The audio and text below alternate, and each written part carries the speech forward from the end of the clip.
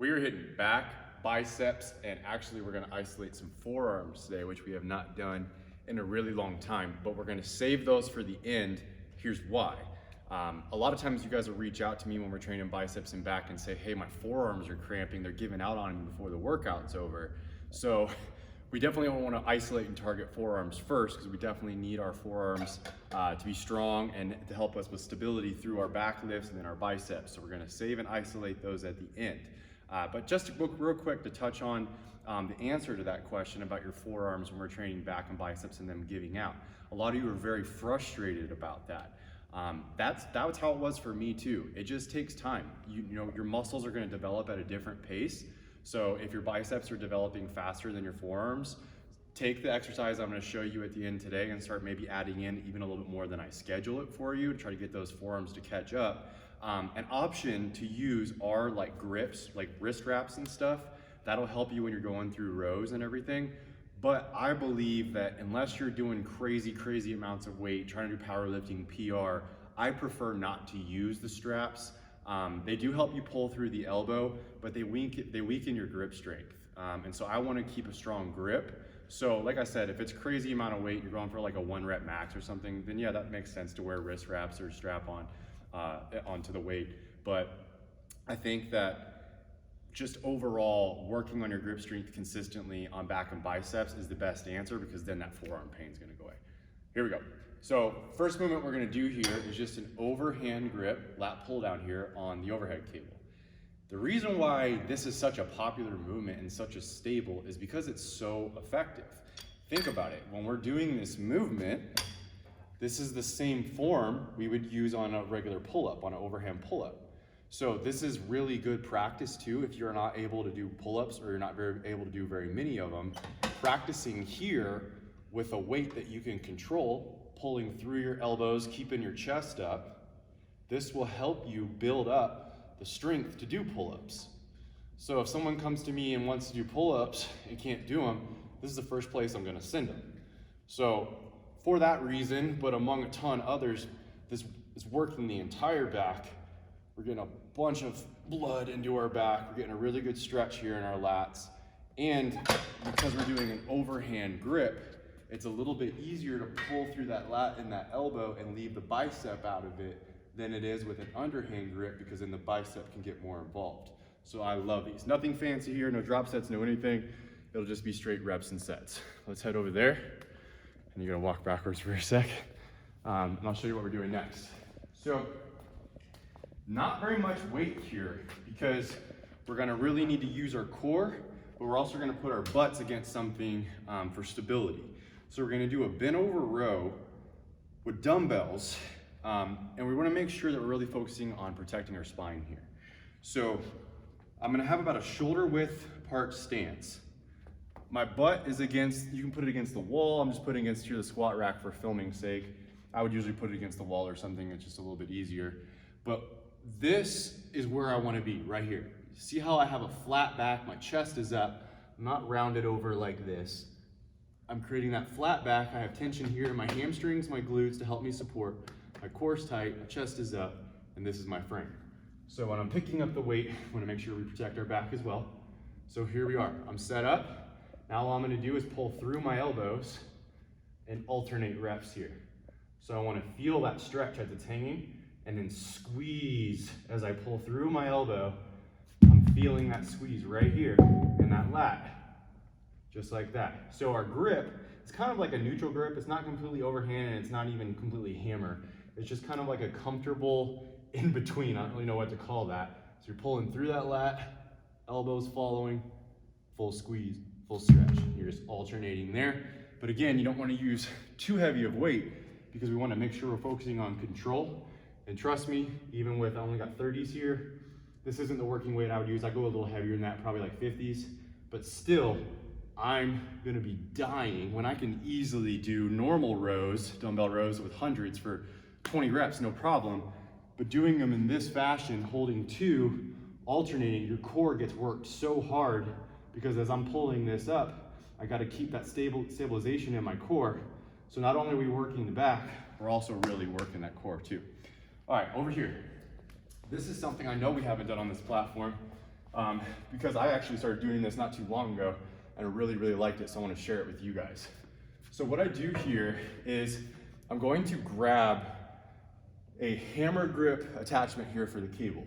So it's the close hammer grip, so think if you're doing like seated rows, this is the grip most of the time you would use for that. So that's what we're going to be using here. But what we're going to do is we're going to adjust the arm to 3 different angles without taking breaks. So one set will have reps at the very top, halfway down, and all the way at the bottom to change the angle of how we're targeting our back with the rep. So I'll show you what I mean. So I have a strong grip here, strong wrists, my chest is up, I'm pulling through my elbows, and I'm bringing that right basically at my rib cage.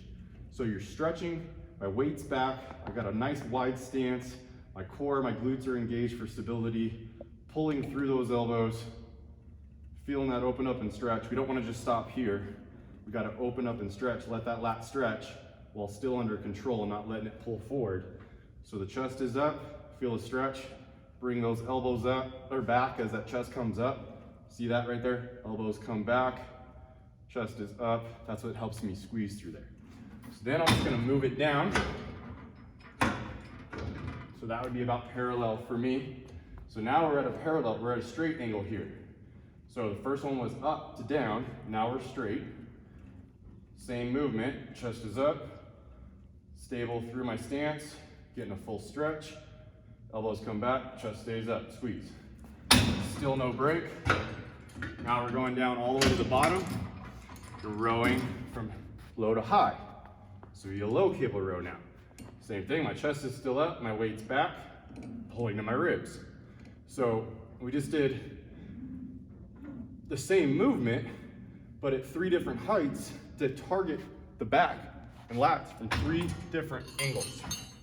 So that's gonna get a ton of blood flowing all throughout the back. This is how we build thickness in the back. Pull downs or what make those lats grow out in width. So we wanna work both because we wanna work shape.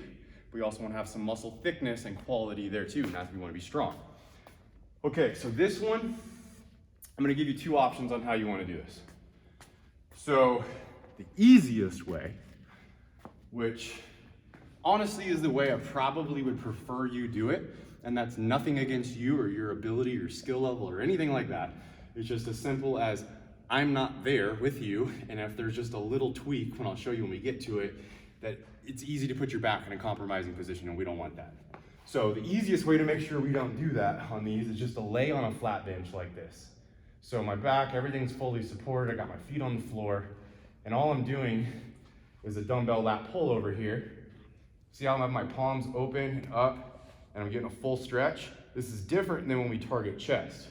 When we target chest, we're trying to bring our chest contracted, squeezing already, and we're coming not as far back, and we stop when we feel the stretch leave our chest and go to our lats. Well, we're targeting our lats here today. So now what I want to do is open my elbows up more, and I want to really emphasize those stretch on the way back. My shoulder blades are in the seat. I'm feeling that stretch all through here so much. So depending on your mobility, get a full stretch, and then we want to pull over through that lat. That's the power right here. It's not anywhere on my arm. That's what's pulling this over. It's right here. So we want to pull it over, squeeze here, back and stretch, full stretch, get into rhythm breathing through the sets. So your other option, again, this is the one I prefer for you.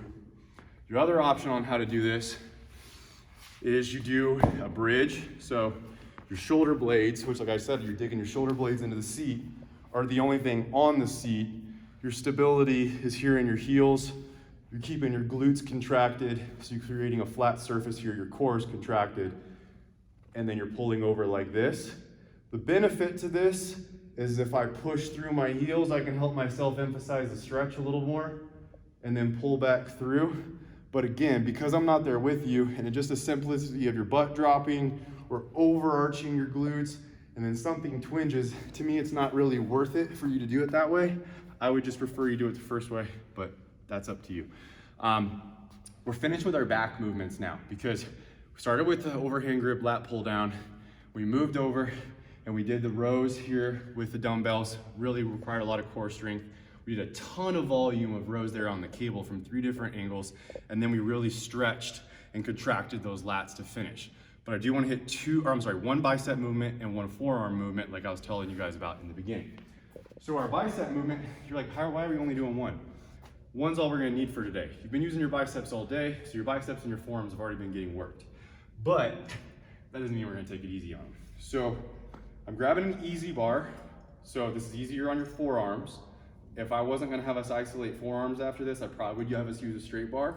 But since we're gonna isolate forearms, I'm gonna let us use the easy bar today. So I'm grabbing it, like I said, about shoulder width apart. And when we're doing 21s, what we're doing is we're only coming up halfway for our first 7 reps. The purpose of that is to really exaggerate the stretch here and the squeeze there, just at that bottom part of the bicep head. Because a lot of people half rep and stop here. Well, this is gonna teach us no more half repping. So full stretch, squeeze it halfway up, and just really emphasize that stretch. Now I'm gonna do 7 reps from the top. So my chest is staying up, I'm controlling that weight down in my biceps, and then squeezing it back up and turning my wrists over. Turning those wrists over like that and squeezing is the most important part of the top movement here. Because if we're just doing this, a lot of times the tension gets weird in our shoulders and we're kind of just like swaying. So we want to make sure that we're actually using our biceps to let that down and then contracting back with our biceps and turning those wrists over. Now the last 7 reps is simply combining the 2 movements, and that's why I really like this, is we're combining that stretch at the bottom and then emphasizing the squeeze at the top for a full rep. So now you got 7 here. So that, just real quick recap, 7 from the bottom, 7 from the top, 7 full. We're gonna hit that for a few rounds, and then your biceps are done. Now, your forearms are probably already smoked, and if that's the case, that's fine. You don't have to do this. But if you're like, hey, I think I can handle it, at least I wanna try, or my forearms aren't lit up yet, what you got for me? Here's what I got cooking for you. So we're gonna take a 25-pound plate. I like to use this weight instead of going a 45. When I do a 45, I can't control it as well, and I feel like the tension kind of leaves my forearms and it goes to my wrists and stuff a little bit. So I like, if you're bigger than me, then props to you, use the 45 or the 35, but I like to use a 25, and all I'm doing is gripping the top of that plate and turning it like this, and then turning it back the other direction. So this will be for time, because there's not really a way of counting reps here. This will be for time, but you can see, look at my forearm, just moving, twitching, lighting up, and that's exactly what we want, and then we're gonna go the other direction. Okay, so this is how we're gonna isolate our forearms. Man, mine are already on fire, especially after I already did my workout. I just got done with this before filming. So cardio is not optional for today. We're gonna go 20 minutes of high intensity. So you don't have to sprint or anything like that, but I want you to get your heart rate up. So if that, you'll see in the caption what that means, how it ranges for everybody. But then we're gonna follow that with 20 minutes of low to medium state. Have a good workout. We'll see you in the next video.